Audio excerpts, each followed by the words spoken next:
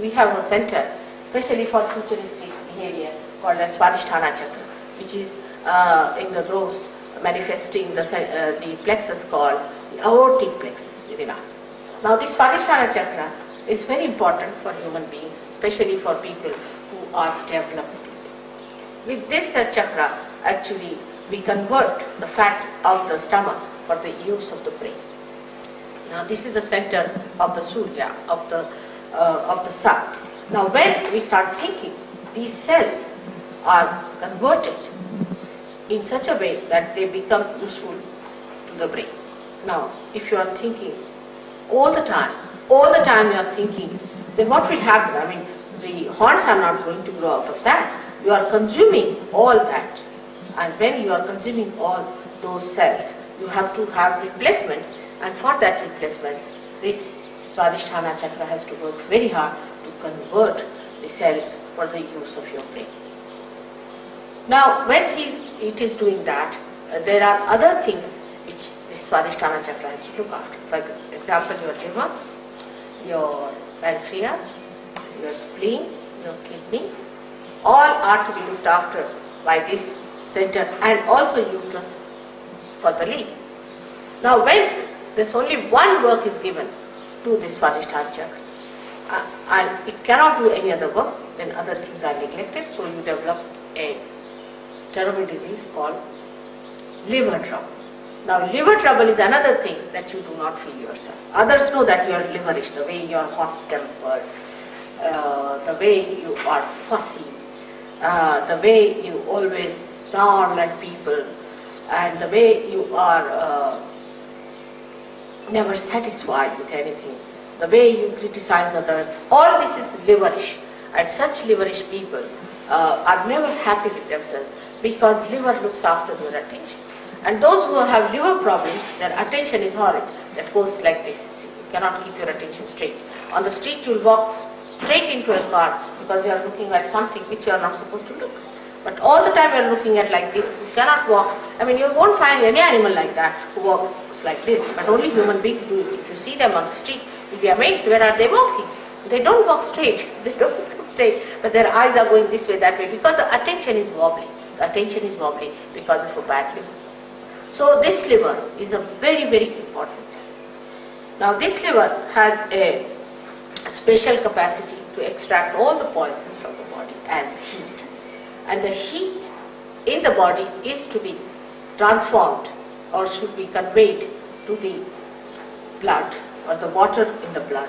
And that has to be taken out of your body, maybe as perspiration or in another forms. But what happens?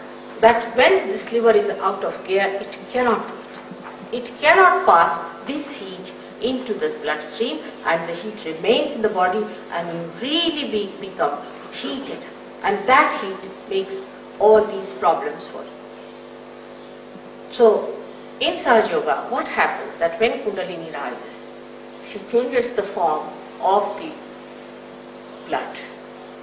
The hydrogen and oxygen which are placed because of this heat and all that, in a very funny way, like this, like that, and they start receiving this heat within them. That's why those people who have bad livers feel little heat when the Kundalini rises. But one can cure it by giving it that peace and comfort to that liver organ, and you can definitely cure your liver, no doubt about it. Then the second thing that happens to you is the pancreas, which gives you diabetes. Only a person who thinks too much gets the diabetes. For example, an Indian farmer doesn't know what diabetes is, but then you stop your sugar. But that's not the way to stop your diabetes. Diabetes comes to you because you think too much. The third one is the worst of all that happens to people is blood cancer because of spleen. Spleen is one thing very important, that it is the center of peace within us. The one who doesn't have a proper spleen cannot be peaceful. Now this trouble also of kidney, of high blood pressure, all that is due to this. People worry, they are frantic, you see, and this franticness comes to us just as a matter of habit. I have known people, as soon as you say, oh, you have to go by aeroplane or somewhere, suddenly the aeroplane word triggers that frantic, oh, they get mad. They don't know what they are up to. They will forget their passport, they will forget their luggage, they forget this, they're frantic. At the airport if you go, you'll find this left nabi, as we call it, the center is the spleen goes frantic. Now when you eat your food or do any such work, there is an emergency created and more blood is needed to digest that. So this spleen, poor thing, works very hard to create that extra amount of blood cells. But at the time you are eating, you are also reading a newspaper. That's the worst thing one should do in the morning. Horrible. You read the newspaper, you are eating the food, the spleen goes off because another emergency comes up. Then you get onto your bicycle with a sandwich in the hand. It's even worse than that.